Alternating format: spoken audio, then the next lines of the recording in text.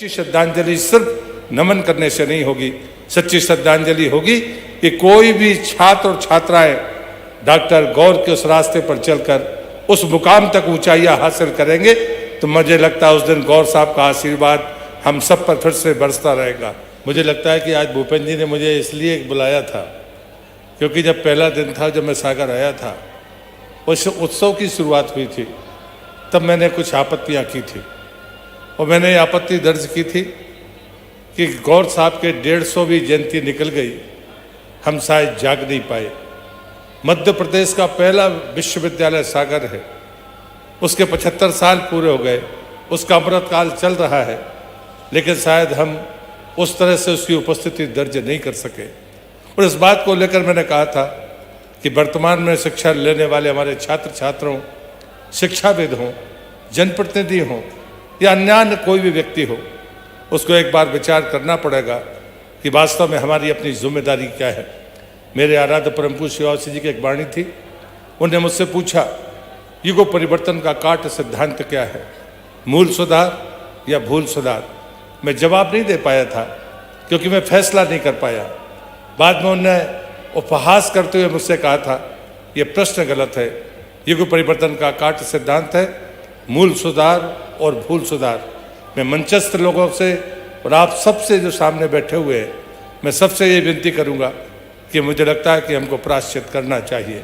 मैं फेडरिक की इस कहानी के साथ अपनी बात को समाप्त करूंगा।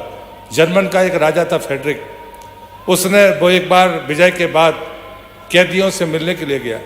लोगों ने जब उनसे पूछा तो उसने कहा कि जो भी जिससे वो पूछते थे कि तुम जेल में क्यों हो, तो वो अपने बेगुनाही की बात करता था और कोई ना कोई कारण कहता था। कोई कहता था कि मैं निरीह था, कोई कहता था कि मैं नासमझ था, कोई कहता था कि मुझे इसलिए जेल में डाल दिया, मैं बेगुनाह हूँ। लेकिन एक आदमी था जो चुपचाप था। जब फेडरिक ने उससे पूछा तो उसने कहा कि हाँ, मैंने गुनाह किया था और मुझे सज़ा मिलनी चाहिए थी, इसलिए मैं सज़ा काट रहा हूँ। फेडरिक ने कहा कि सिर्फ इस कैदी को छोड़ दो क्योंकि इसने अपने गुनाह को कबूल किया है। मुझे लगता है मैं मुख्यमंत्री जी का जरूर हृदय से आभारी हूँ कि उन्होंने अगर गौरव दिवस की कल्पना ना की होती तो शायद ये भव्य आयोजन हमें देखने के लिए नहीं मिलता। आपकी भागीदारी को मैं नमन करता हूँ कि आपने अपने घर के दरवाजे पर दीपक जलाए, ये प्रकाश की और आतिशबाजी चलाई। इसका मतलब है कि दर्द हमारे मन में है, गर्व हमारे मन में है।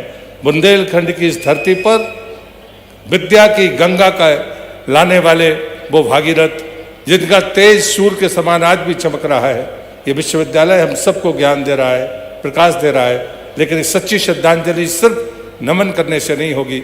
सच्ची श्रद्धांजलि होगी कि कोई भी छात्र और छात्राएं डॉक्टर गौर के उस रास्ते पर चलकर उस मुकाम तक ऊंचाइयां हासिल करेंगे तो मुझे लगता है उस दिन गौर साहब का आशीर्वाद हम सब पर फिर से बरसता रहेगा।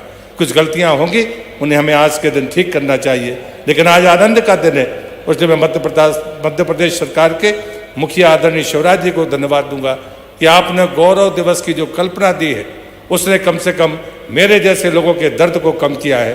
लेकिन उसके बाद भी मैं सागर की जनता से कहूँगा, एक बार आप अपने सामर्थ्य से, आप अपने आवाहन पर वो तमाम लोग जो उस विश्वविद्यालय के कर्जदार हैं, हम इकट्ठा होकर इस गौरव को और ऊंचाइयां दें।